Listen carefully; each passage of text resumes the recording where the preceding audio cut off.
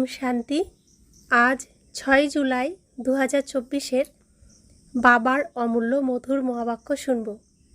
আজকের মুরলিতে বাবা বলেন, মিঠে বাচ্চে, বাবাকে স্মরণ করলে বুদ্ধি স্বচ্ছ হয়ে ওঠে, দিব্যগুণের বিকাশ ঘটে। তাই একান্তে বসে নিজেকে জিজ্ঞাসা করো যে কতটা দিব্যগুণের বিকাশ ঘটেছে।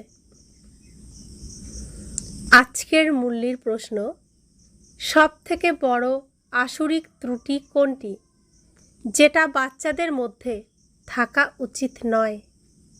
উত্তর, সব থেকে বড় আসুরিক ত্রুটি হলো কারোর সাথে রাপ টাপ, রুক্ষ কঠোর কথা বলা বা কাউকে কটু কথা বলা। এইগুলোকেই ভূত বলা হয়। যদি কারোর মধ্যে এই ভূত প্রবেশ করে তবে অনেক লোকসান করে দেয়। তাই এই সবের থেকে দূরে থাকতে হবে। যত বেশি সম্ভব অভ্যাস করো যে এখন ঘরে ফিরতে হবে এবং তারপর নতুন রাজধানীতে আসতে হবে। এই দুনিয়াতে সব কিছু দেখেও কোনো কিছুই দেখো না।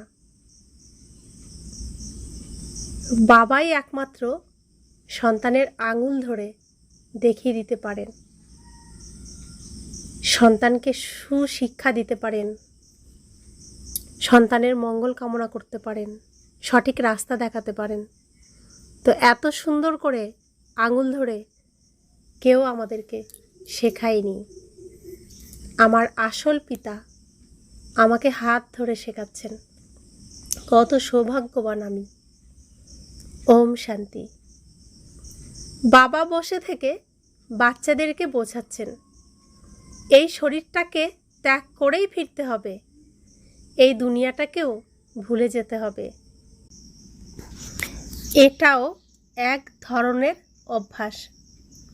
যখন কোনো শারীরিক গোলযোগ হয় তখন শরীরটাকে ভোলার চেষ্টা করা হয় এবং তার সাথে এই দুনিয়াটাকেও ভুলতে হয়। ভুলে যাওয়ার এই অভ্যাস ভোরবেলায় করা হয়। এবার আমরা ফেরত যাব। এই জ্ঞান তো বাচ্চারা পেয়েছে, আমরা এই জ্ঞান পেয়েছি আমাদের পিতার কাছ থেকে। এই সমগ্র দুনিয়াকে ত্যাগ করে এবার ঘরে ফিরতে হবে। খুব বেশি জ্ঞানের তো প্রয়োজন নেই, সর্বদা এই আনন্দেই থাকার চেষ্টা করো। অনেক শারীরিক সমস্যার মধ্যেও কিভাবে অভ্যাস করতে হবে সেটাই বাচ্চাদেরকে বোঝানো হয়। মনে করো যেন তুমি এই দুনিয়াতেই নেই, এটাও খুব ভালো অভ্যাস। আর তো অল্প সময়, বাবাও সহযোগ করেন এবং ইনি নিজেও সহযোগ করেন। সহযোগিতা অবশ্যই করা হয়, কিন্তু পুরুষার্থও করতে হবে। যা কিছু দেখতে পাচ্ছ সেই সব কিছুই নেই। যা কিছু আমরা দেখতে পাচ্ছি সেসব কিছুই থাকবে না। অনেক কিছুই নেই।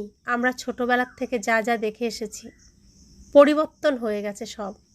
তো এই সৃষ্টি পরিবর্তনশীল, পরিবর্তন তো হতেই থাকবে, তাই কিছুই থাকবে না। এখন ঘরে ফিরতে হবে, তারপর সেখান থেকে নিজের রাজধানীতে আসতে হবে। অন্তিমে কেবল এই দুটো শব্দই অবশিষ্ট থাকবে, যেতে হবে এবং তারপর আসতে হবে। দেখা গেছে যেসব শারীরিক ব্যাধি পূর্বে সমস্যা সৃষ্টি করত, এই স্মরণের অভ্যাসের দ্বারা সেগুলো অটোমেটিক্যালি অনেক কমে যায় এবং জীবনে খুশি বজায় থাকে। খুশির থেকে পুষ্টিকর আহার আর কিছুই নেই।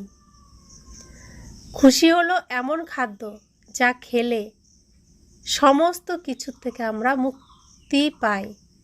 অসুখ বিসুখ, মন খারাপ, মনের কষ্ট, সমস্ত কিছুর থেকে আমরা মুক্তি পাই। তাই বাচ্চাদেরকেও এই ব্যাপারে বোঝাতে হয়। তো আমরা যখন ব্রাহ্মণ পরিবারে জন্মগ্রহণ করেছি, প্রথম দিনই বাবা বলেছেন ব্রাহ্মণ মানেই খুশি। সব কিছু চলে যাক, খুশি যেন না যায়। খুশি তোমাদের উৎকৃষ্ট আহার, খুশি তোমাদের পরিচয়। তোমার মন খুশি থাকবে, তোমার মুখে তা প্রস্ফুটিত হবে, তবেই তুমি ব্রাহ্মণ। বাচ্চারা, এখন তো ঘরে ফিরতে হবে, সুইট হোমে যেতে হবে, এই পুরাতন দুনিয়াটাকে ভুলে যেতে হবে। এটাই হলো স্মরণের যাত্রা। বাচ্চারাও এখন বুঝতে পারছে। বাবা প্রতি কল্পেই আসেন এবং বলেন যে পরের কল্পে আবার দেখা হবে। বাবা বলেন, বাচ্চারা, তোমরা এখন যেটা শুনছো পরের কল্পেও সেটাই আবার শুনবে। বাবা বলেন, প্রত্যেক কল্পেই আমি এসে বাচ্চাদেরকে সঠিক পথ প্রদর্শন করি। এটা তো বাচ্চারাও জানে, কিন্তু সেই পথে বাচ্চাদেরকেই চলতে হবে। বাবা এসে পথ প্রদর্শন করেন, সাথে করে নিয়ে যান। তো বাবা আসেন, তিনি পথ দেখান, তাও চুপচাপ সাইলেন্সে। আর বাচ্চাদের সেই পথ, সেই ইশারা বুঝে সেই পথে সাইলেন্সে চুপচাপ এগিয়ে যেতে হবে, তবেই বাবা সাথে করে নিয়ে যেতে পারবেন। তো রাবণ তো অসুর, যখন বাবা আসেননি তখন বাচ্চাদেরকে খাওয়ার কষ্ট, থাকার কষ্ট সব রকমই দিয়েছেন।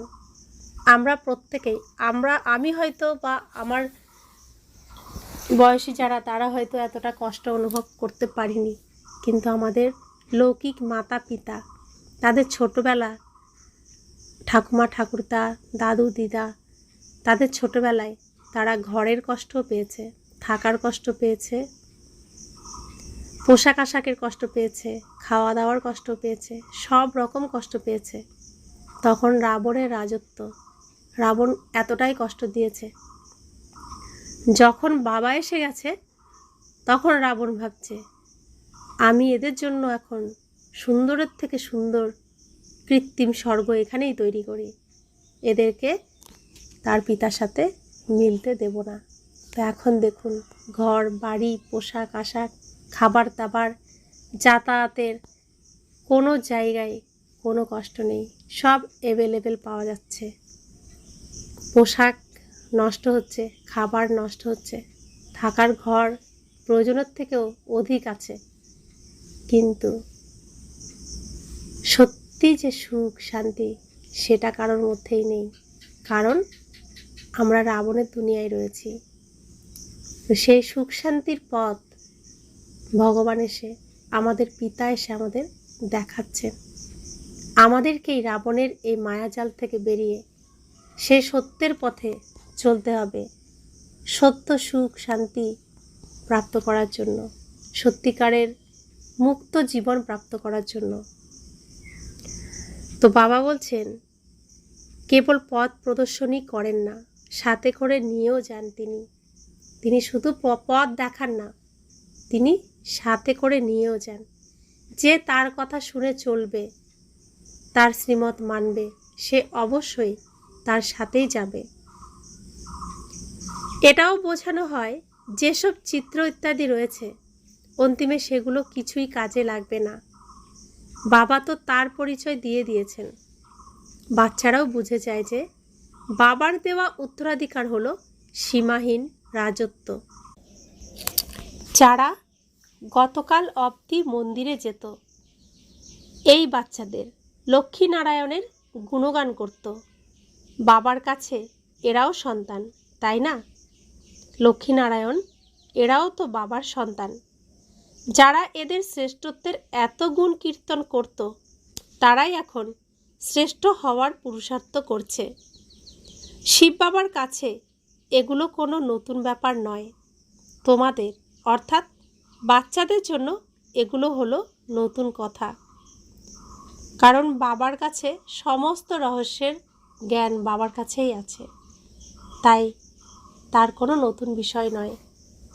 যেমন স্কুলে টিচার প্রত্যেক বছর একই সাবজেক্টের একই কথাই পড়িয়ে যান, তো টিচারের কাছে কোনো নতুন কথা নয়, কিন্তু স্টুডেন্টরা যারা আসে, নতুন নতুন করে ভর্তি হয় ক্লাসে, তাদের জন্য নতুন কথা।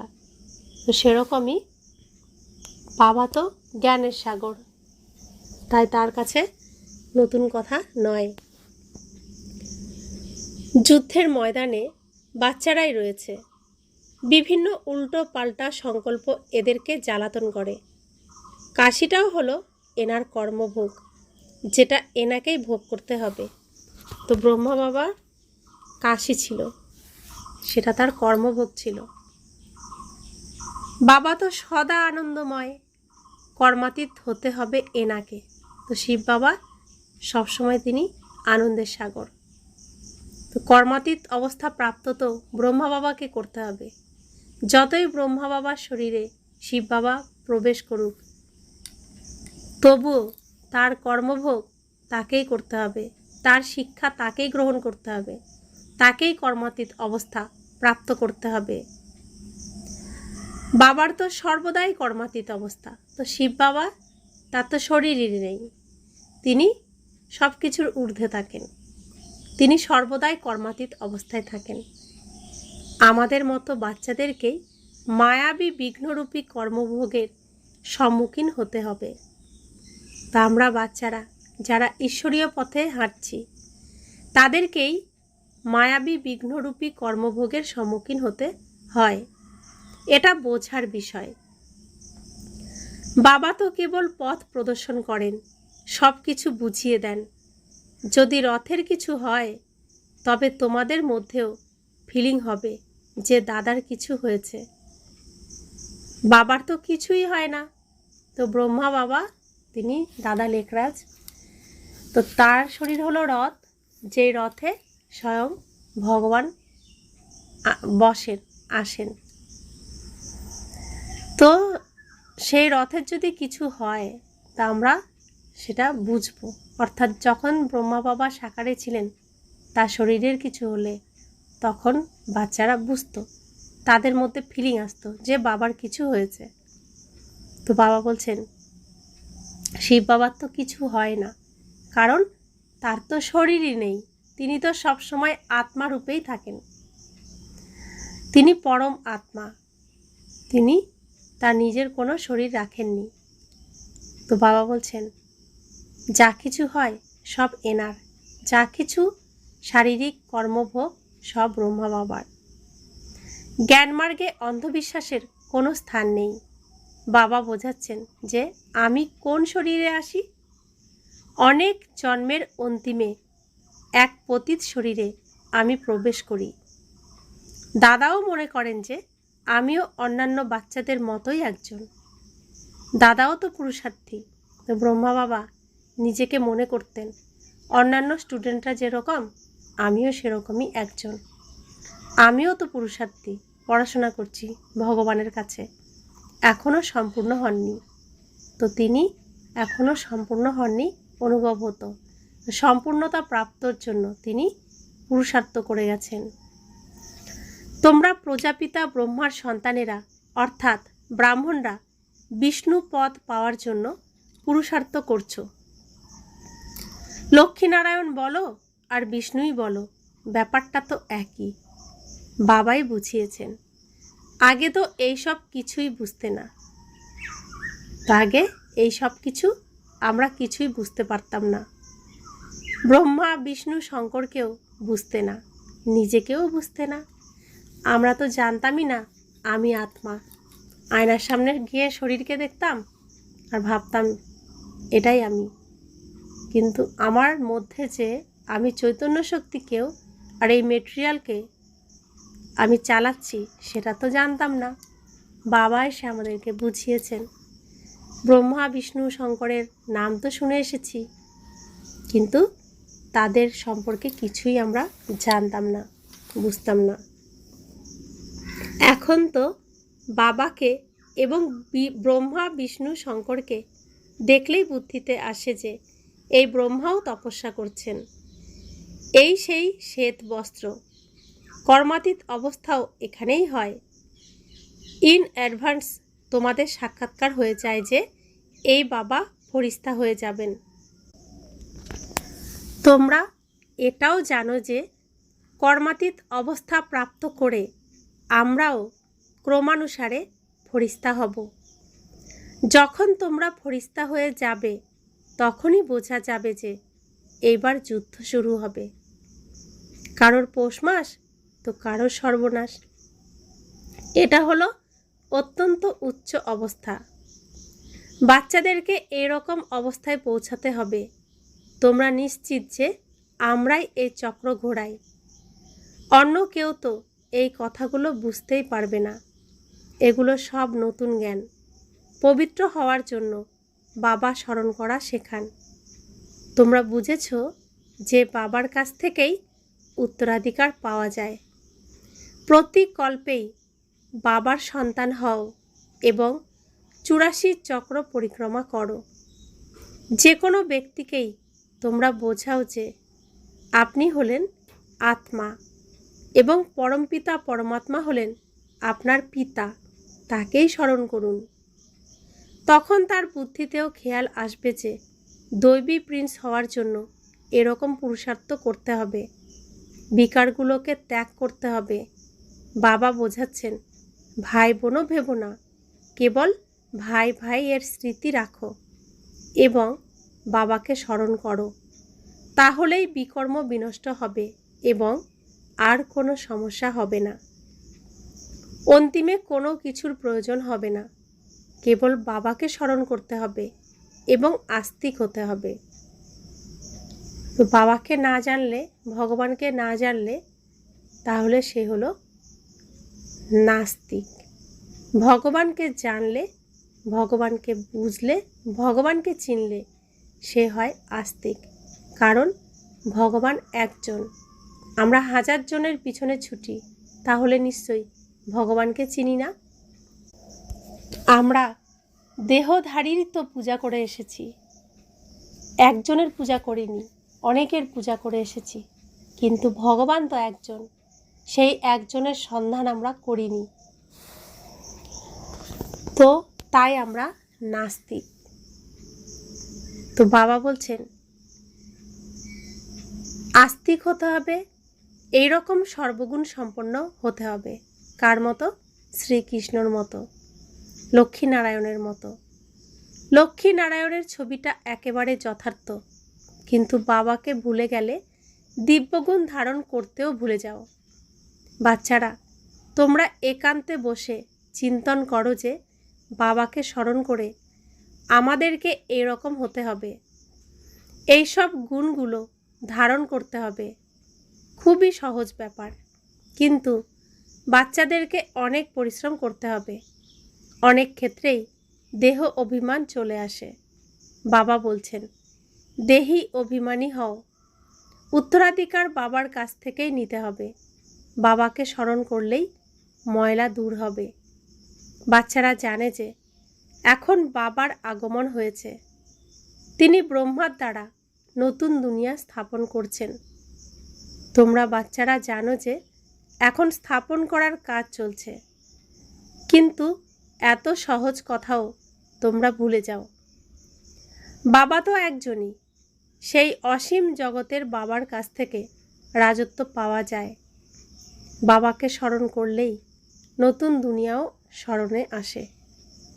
যারা অবলা কুবজা, তারাও অনেক ভালো পথ পেতে পারে। কেবল নিজেকে আত্মা মনে করে বাবাকে স্মরণ করো। বাবা তো রাস্তা বলেই দিয়েছেন। তিনি বলেছেন নিজেকে আত্মারূপে নিশ্চয় করো। বাবার পরিচয় তো পেয়ে গেছো। বুদ্ধিতে বসে গেছে যে এখন 84 জন্ম পূর্ণ হয়েছে, এখন ঘরে ফেরত যাব এবং তারপর স্বর্গে এসে অভিনয় করব। কোথায় স্মরণ করব, কিভাবে স্মরণ করব, এরকম প্রশ্নের তো কোনো অর্থই নেই। বুদ্ধিতে তো রয়েছে যে বাবাকে স্মরণ করতে হবে। বাবা যেখানেই থাকুন, তুমি তো তারই সন্তান। অসীম জগতের বাবাকে স্মরণ করতে হবে। যতক্ষণ এখানে বসে আছো ততক্ষণ তোমাদের খুব আনন্দ হয়, বাবার সাথে সামনাসামনি মিলন হয়। মানুষ তো সংশয় প্রকাশ করে যে শিব বাবার জয়ন্তী কিভাবে হবে। ওরা তো এটাও বোঝে না যে শিবরাত্রি কেন বলা হয়। কৃষ্ণের ক্ষেত্রে মনে করে যে ওর জন্ম রাত্রিতে হয়েছিল, কিন্তু ওটা তো এরকম রাত্রির ব্যাপার নয়। যখন অর্ধেক কল্পব্যাপী রাত্রির সমাপ্তিক্ষণ উপস্থিত হয়, তখনই নতুন দুনিয়া স্থাপন করার জন্য বাবাকে আসতে হয়। খুবই সহজ ব্যাপার। বাচ্চারা নিজেরাও বোঝে যে এটা তো খুবই সহজ। দিব্যগুণ ধারণ করতে হবে, না হলে শতগুণ পাপ হয়ে যায়। যাদের দ্বারা আমার নিন্দা হয় তারা কখনোই উঁচুতে স্থান পাবে না। বাবার নিন্দা করানোর নিমিত্ত হলে পদ কম হয়ে যাবে। খুব মিষ্টি স্বভাবের হতে হবে। রুক্ষ কিংবা অভদ্রভাবে কথা বলা তো কোনো দিব্যগুণ নয়। বুঝতে হবে যে এটা একটা আসুরি ত্রুটি। বাবা অতি ভালোবাসার সাথে বোঝাচ্ছেন যে এটা কোনো দিব্যগুণ নয়। বাচ্চারা জানে যে এখন কলিযুগের সমাপ্তিক্ষণ আসন্ন। এটা হলো সঙ্গম যুগ। দুনিয়ার মানুষ তো কিছুই জানে না। কুম্ভকর্ণের নিদ্রায় মগ্ন। ওরা মনে করে এখনও 40,000 বছর বাকি আছে, এখনও আমরা অনেক দিন বাঁচব, সুখ ভোগ করব। কিন্তু ওরা জানে না যে দিনে দিনে দুনিয়া আরও তমপ্রধান হচ্ছে। তো একেই তো বলা হয় পাথর বুদ্ধি। এখনও যদি 40,000 বছর বাকি আছে, যারা ভাবছে তারা প্রত্যেকেই কোনো না কোনো দুঃখের মধ্যে পড়ে আছে। শারীরিক অসুস্থতা, সাংসারিক দুঃখ দুর্দশা, অভাব অনটন। তাদের কি করে এখনও 40,000 বছর বাঁচার ইচ্ছে থাকে? এই নোংরার থেকে তো নিজেকে মুক্ত করার ইচ্ছাই জাগা উচিত। তারা এতটাই অন্ধ যে নিজেদের কষ্টর কথাও তাদের চোখে আসছে না। কষ্ট পাচ্ছে তাও অনুভব করতে পারছে না যে এত কষ্ট পাচ্ছি, তাহলে 40,000 বছরে আরও কত কষ্ট হবে। এরকম কষ্টের জীবনের থেকে আমাদের মুক্তি পেতে হবে, এটা তারা ভাবছে না। তারা কষ্টকেই, দুঃখকেই নিজের আপন বলে মনে করছে। কষ্টই, দুঃখই তাদের ভালো। তো যখন আমরা তাদের সামনে সুস্থ সবল খুশি খুশি মনে চলাফেরা করি, তখন তারা আবার আমাদেরকেই সহ্য করতে পারে না, তো আমাদের বিরোধিতা করে। আমরা পবিত্র, তারা অপবিত্র। আমরা সুখী, তারা দুঃখী। আমরা শান্ত, তারা অশান্ত। আমরা সুস্থ, তারা অসুস্থ। তো আমাদের কোনো কিছুই তাদের সহ্য হয় না। তো তারা তাদের দুঃখকেই ভাবে সুখ, আবার আমাদের সুখকেও তারা সহ্য করতে পারে না। কিন্তু আরও 40,000 বছর দুঃখ ভোগ করার খুবই তাদের ইচ্ছা। তো বাবা বলছেন, কিন্তু ওরা জানে না যে দিনে দিনে দুনিয়া আরও তমপ্রধান হচ্ছে। তোমরা বাচ্চারা বিনাশের সাক্ষাৎকারও করেছ, ভবিষ্যতে ব্রহ্মা এবং কৃষ্ণের সাক্ষাৎকারও করবে। ব্রহ্মার কাছে গেলেই তোমরা স্বর্গের রাজকুমার হয়ে যাবে। তাই অধিকাংশ ক্ষেত্রে ব্রহ্মা এবং কৃষ্ণেরই সাক্ষাৎকার হয়। অনেকের বিষ্ণুর সাক্ষাৎকারও হয়, কিন্তু সেটা থেকে অতটা বোঝা যায় না। নারায়ণের সাক্ষাৎকার হলেও কিছুটা বোঝা যায়। আমরা তো এখানে দেবতা হওয়ার জন্যই যাই। সুতরাং তোমরা এখন সৃষ্টির আদি, মধ্য এবং অন্তিমের পাঠ পড়ছ, যাতে সহজে স্মরণ করা যায়। তার জন্যই এই পাঠ পড়ানো হয়। আত্মারাই এই শিক্ষা গ্রহণ করে। এর দ্বারা দেহবোধ নাশ হয়, নিজেকে শরীর মনে করা বন্ধ হয়। আত্মাই তো সব কিছু করে। ভালো কিংবা খারাপ সংস্কার তো আত্মার মধ্যেই থাকে, এটা বাচ্চারা বুঝে যায়।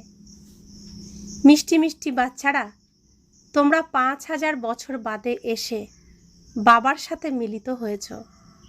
তোমরাই হলে সেই আগের কল্পের সন্তান। তোমাদের চেহারাও একেবারে অভিন্ন। 5,000 বছর আগে তোমরাই ছিলে। তোমরাও বলছো 5,000 বছর আগের মতোই তুমি এসে আমাদের সাথে মিলন করেছ এবং আমাদেরকে মানুষ থেকে দেবতা বানাচ্ছ। আমরা দেবতা ছিলাম, কিন্তু এখন অসুর হয়ে গেছি। এতদিন আমরা দেবতাদের গুণগান করেছি আর নিজেদের ত্রুটি বর্ণনা করেছি। এখন পুনরায় দেবতা হতে হবে, কারণ পুনরায় সেই দৈবী দুনিয়ায় যাওয়ার সময় এসেছে। তাই এখন ভালোভাবে পুরুষার্থ করে উঁচু পদ পাও। টিচার তো সকলকেই ভালো করে পড়াশোনা করার উপদেশ দেন। ভালো নম্বর পেয়ে পাশ করলে আমারও নাম হবে, তোমারও নাম হবে। অনেকেই বলে, বাবা যখন তোমার কাছে আসি তখন অন্য কিছুই মনে পড়ে না, সব ভুলে যায়। যখন সেন্টারে যাই, ঈশ্বরীয় বিশ্ববিদ্যালয়ে যাই, তো বাবার সামনে আসি, তখন দুনিয়ার কোনো কিছুই মনে থাকে না, সব ভুলে যাই। বাবার কাছে আসা মাত্র তোমরা শান্ত হয়ে যাও। এই দুনিয়াটার বিনাশ তো হয়ে রয়েছে, এরপর তোমরা নতুন দুনিয়ায় আসবে। ওটা খুব সুন্দর নতুন দুনিয়া হবে। কেউ আবার শান্তিধামে গিয়ে বিশ্রাম করবে, কেউ কেউ কোনো বিশ্রাম করবে না। তাদের অলরাউন্ড পার্ট রয়েছে, কিন্তু এই তমপ্রধান দুনিয়া আর দুঃখের হাত থেকে মুক্ত হয়ে যাবে। তো যেই বাচ্চারা দেরিতে স্টেজে আসবে, তো তারা গিয়ে শান্তিধাম বসে থাকবে, আর যারা স্টেজে চলে আসবে তারা সত্যযুগে চলে আসবে, সুখের দুনিয়ায় চলে আসবে। তো বাবা সব বাচ্চাদেরকেই নিয়ে যাবেন। যারা বাবার কথা শুনছেন তাদেরকেও নিয়ে যাবেন, আর যারা শুনছেন না, বাবাকে মানছেন না, তাদেরকেও নিয়ে যাবেন। যারা বাবার কথা শুনছেন তাদের সুখের দুনিয়ায় পাঠিয়ে দেবেন, অর্থাৎ এই স্টেজে প্রথমে অভিনয় করার জন্য সাজিয়ে গুজিয়ে পাঠিয়ে দেবেন। আর বাকিরা যারা বাবাকে মানছেন না তাদেরকে শান্তিধামে নিজের কাছে রেখে দেবে, বাড়িতে রেখে দেবেন, কিন্তু দুঃখে কাউকে যেতে দেবেন না। সুখে শান্তিতে বাচ্চাদেরকে রেখে দেবেন। সেই কারণেই আমরা আশীর্বাদ করি, সুখে শান্তিতে থাকো। আর গুরুজনদের বলি, আশীর্বাদ করুন সুখে শান্তিতে যেন থাকে। তো বাবা আসেন সুখ শান্তি দিতে, দুঃখ থেকে সবাইকে মুক্ত করতে। তো বাবা বলছেন যে এই তমপ্রধান দুনিয়া আর দুঃখের হাত থেকে মুক্ত হয়ে যাবে। ওখানে সম্পূর্ণ সুখ এবং শান্তি প্রাপ্ত হবে। সত্যযুগে সুখ শান্তি উভয়ই থাকবে, আর শান্তিধামে শুধুমাত্র শান্তি থাকবে। তাই খুব ভালোভাবে পুরুষার্থ করতে হবে। সুখ শান্তি পেতে গেলে পরিশ্রম তো করতেই হবে, আর ভগবানের কাছে পড়াশোনা করলে তবেই সুখের দুনিয়ায় যাওয়া যাবে, শ্রীকৃষ্ণের দুনিয়ায় যাওয়া যাবে। কারণ শ্রীকৃষ্ণের দুনিয়া স্থাপন করছেন স্বয়ং ভগবান শিব বাবা। তো তার কাছে না আসলে, তার কাছে এই স্থাপনার কার্যে সাহায্য না করলে সেখানে আমি যাবই বা কীভাবে?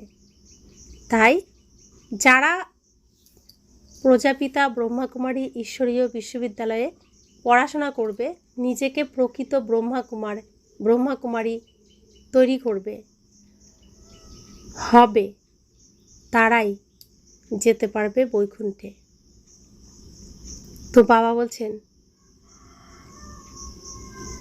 এমন মনে করা উচিত নয় যে ভাগ্যে যা আছে সেটাই হবে। না, পুরুষার্থ তো করতেই হবে। তো ভাগ্যে যা আছে তা হবে অবশ্যই, যা এখন আমরা রেকর্ডিং করছি। এটাই শ্রেষ্ঠ সময়, শ্রেষ্ঠ জন্ম, নিজের ভাগ্যকে নিজেই শ্রেষ্ঠ ভাগ্যে পরিণত করার। তো ভাগ্যের রেখা টানার জন্য কলম তো স্বয়ং ভগবান আমাদের হাতে দিয়ে দিয়েছেন। এখন যেমন ভাগ্যের রেখা আমি টানব, সেটাই ভাগ্যে আমার থাকবে। তার জন্য পরিশ্রম তো করতেই হবে। বাবা পড়াশোনা করাচ্ছেন, পুরুষার্থ করতেই হবে, পড়াশোনা করতেই হবে। বোঝা যায় যে রাজধানী স্থাপন হচ্ছে, প্রত্যেকেই শ্রীমত অনুসারে নিজ নিজ রাজধানী স্থাপন করছে। যে যে নিজের জন্য যেটুকু করবে সে সেটুকুই পাবে, কারণ বাবা শুধু ইশারা দিচ্ছেন যে এইভাবে করো, এইভাবে করো, করতে তো আমাকেই হবে। তো আমার ঘর আমাকেই বানাতে হবে, আমার যা যা প্রাপ্ত করার ইচ্ছা তার জন্য পরিশ্রম আমাকেই করতে হবে। তো বাবা কেবল শ্রীমত দেন, তিনি শ্রীমত দেন, দেখান যে এইভাবে করো, এইভাবে করো, কিন্তু তিনি করে দিতে পারেন না। যারটা তাকে নিজেকেই করতে হবে, যে যেমন করবে সে তেমনই পাবে। তিনি নিজে রাজা হন না, বাবা নিজে রাজা হন না, তার শ্রীমত অনুসরণ করে আমরা রাজা হয়ে যাই। এইগুলো সবই নতুন কথা, আগে কেউ কখনো এগুলো শোনেনি কিংবা দেখেনি। তোমরা বাচ্চারা এখন বুঝেছ যে আমরা শ্রীমত অনুসারে রাজত্ব স্থাপন করছি। আগে আমরা অসংখ্যবার এরকম রাজত্ব স্থাপন করেছি, রাজত্ব স্থাপন করি এবং তারপর হারিয়ে ফেলি। এইভাবে এই চক্র ক্রমাগত আবর্তিত হতে থাকে। যখন পাদ্রীরা হাঁটতে বেরোয় তখন অন্য কারোর দিকে না তাকিয়ে কেবল খ্রাইস্টকে স্মরণ করে, শান্তভাবে হাঁটতে থাকে। ওরা তো ওটাই বোঝে, ক্রাইস্টকে অনেক স্মরণ করে। নিশ্চয়ই ওদের ক্রাইস্টের সাক্ষাৎকার হয়েছে, কিন্তু সব পাদ্রী মোটেই একই রকম নয়। কোটির মধ্যে কোনো কোনো পাদ্রী, তোমাদের মধ্যেও নম্বর ক্রমে রয়েছে, কোটির মধ্যে কেউ কেউ এরকম স্মরণে থাকে। ট্রাই করে দেখো, আর কাউকে দেখো না, কেবল বাবাকে স্মরণ করো আর স্বদর্শন চক্র ঘোরাও, তাহলে তোমাদের অগাধ খুশি হবে। শ্রেষ্টাচারী দেবতাদেরকে বলা হয়, মানুষকে ভ্রষ্টাচারী বলা হয়। এখন তো একজনও দেবতা নয়। অর্ধেক কল্প দিন থাকে, তারপর অর্ধেক কল্পের জন্য রাত্রি হয়। এটা কেবল এই ভারতের কাহিনী। বাবা যা আমাদের বলছেন এটা সম্পূর্ণই ভারতের কাহিনী। বাবা বলছেন, আমি এসেই সকলের সদ্গতি করি। অন্যান্য যত ধর্মস্থাপক রয়েছে ওরা সবাই নিজ নিজ সময়ে নিজের ধর্ম স্থাপন করে। সকলেই এসে এই মন্ত্র নিয়ে যাবে, বাবাকে স্মরণ করতে হবে। যে স্মরণ করবে সে নিজের ধর্মে উঁচু পদ পাবে। বাচ্চারা, তোমাদেরকে পুরুষার্থ করে আধ্যাত্মিক মিউজিয়াম অথবা কলেজ খোলা উচিত। সেখানে লিখে দাও 1 সেকেন্ডে কিভাবে বিশ্ব বা স্বর্গের রাজত্ব প্রাপ্ত করা যায়। সেটা বোঝার জন্য এখানে আসুন। বাবাকে স্মরণ করলেই বৈকুণ্ঠের রাজত্ব পাওয়া যাবে। তো কত সহজ রাস্তা, কোনো টাকা পয়সা খরচ নেই, দূরে যেতেও হয় না, খাতা লাগে না, কলম লাগে না, বই লাগে না, উপোস করতে হয় না, নৈবেদ্য কিনতে হয় না, রাত জাগতে হয় না।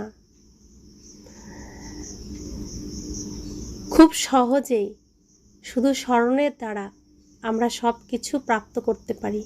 আর বাবা শ্রীমত মেনে চললে সব দুঃখ কষ্ট অশান্তির থেকে দূর হতে পারি। তো এত সুন্দর সহজ রাস্তা, এত সহজভাবে বৈকুণ্ঠ লাভ, তো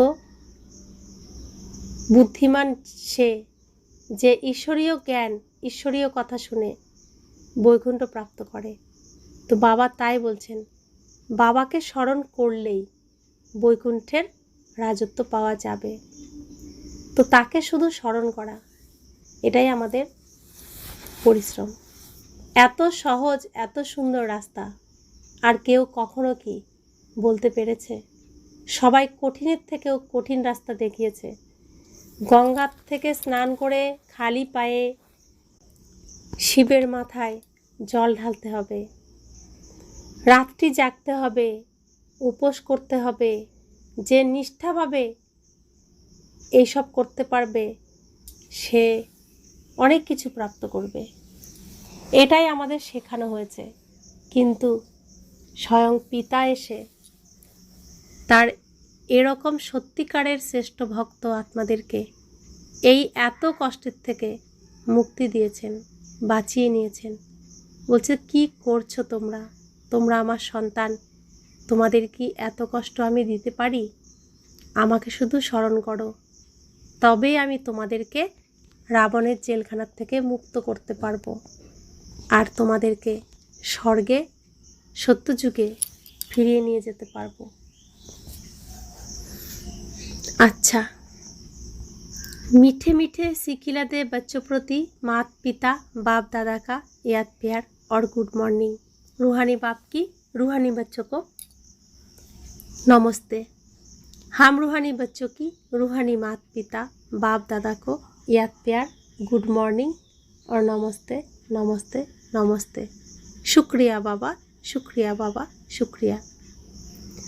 धारणार जोन्नो मुख्य सार एक, চলতে ফিরতে যেন কেবল বাবার কথাই স্মরণে থাকে। বাকি সব কিছুকে দেখেও না দেখার অভ্যাস করতে হবে। একান্তে বসে নিজেকে চেক করে দেখতে হবে যে আমার মধ্যে কতটা দিব্যগুণ এসেছে। তো এটাও আমাদের কেউ কখনো শেখায়নি যে তুমি নিজেকে দেখো তোমার মধ্যে খারাপ গুণ কতটা। আমাদের উল্টোটাই শেখানো হয়েছিল যে কেউ কিছু বললে তাকে তুমি ছাড়বে না। বাবা বলছেন, না, তা তুমি করো না। কেউ কিছু বললে তাকেও তুমি শুভ ভাবনা দাও, আর চেক করো তুমি তার মতো আচরণ করছো না তো। 2, এমন কোনো কর্ম করা উচিত নয় যার দ্বারা বাবার নিন্দা হয়। দিব্যগুণ ধারণ করতে হবে। বুদ্ধিতে যেন এটাই থাকে যে এখন ঘরে ফিরতে হবে এবং তারপর নিজ রাজধানীতে আসতে হবে। তো বাবা আমাদেরকে বাবার মতো, বাবার সমান তৈরি করার জন্য পুরুষার্থ করাচ্ছেন। বাবা বলছেন, এমন কর্ম করো না যার দ্বারা আমার নিন্দা হবে। তো পৃথিবীর প্রত্যেক আত্মাই বাবার নিন্দাই করে গেছে। বিশেষ করে আমরা যারা সনাতন ধর্ম থেকে বহিষ্কৃত হয়েছি তারা বাবাকে সর্বব্যাপী বলেছি, ঈশ্বর সর্বব্যাপী বলেছি, কত নিন্দা করেছি, কিন্তু তিনি তো আমাদের কখনো অভিশাপ দেননি, খারাপ চাননি। তিনি তবুও তো আমাদের মিষ্টি বাচ্চা বলেই ডাকছেন, আদর করছেন। তো আমাকেও বাবার মতোই হতে হবে, তার গুণে নিজেকে সাজিয়ে নিতে হবে। কারণ আমি স্বয়ং পরমপিতা পরমাত্মার সন্তান, আত্মা। আমি সত্য, আমি পবিত্র, আমি শুদ্ধ, আমি শাশ্বত। তো আমার আচরণে তা প্রকাশ পাওয়া উচিত। তবেই আমি পরমাত্মার সন্তান, সুসন্তান, যোগ্য সন্তান নিজেকে প্রমাণ করতে পারবো আর পিতার মান রাখতে পারবো। বরদান, সেবাতে শুভ ভাবনার অ্যাডিশনের সংযোজনের দ্বারা শক্তিশালী ফল প্রাপ্তকারী সফলতার মূর্তি ভব। যে সেবাই করো তাতে সকল আত্মাদের সহযোগের ভাবনা থাকবে, খুশির ভাবনা বা সৎ ভাবনা থাকবে, তবে প্রতিটি কাজ সহজেই সফল হবে। যেরকম আগেকার দিনে কোনো কাজ করতে যাওয়ার আগে সকলের আশীর্বাদ নিয়ে যেত, তো বর্তমান সেবাগুলিতে এই অ্যাডিশন চাই। কোনো কাজ শুরু করার পূর্বে সকলের শুভ ভাবনা, শুভ কামনা নাও। সকলের থেকে সন্তুষ্টতার বল বা শক্তি ভরো, তবে শক্তিশালী ফল বেরিয়ে আসবে। তো বাবা বলছেন,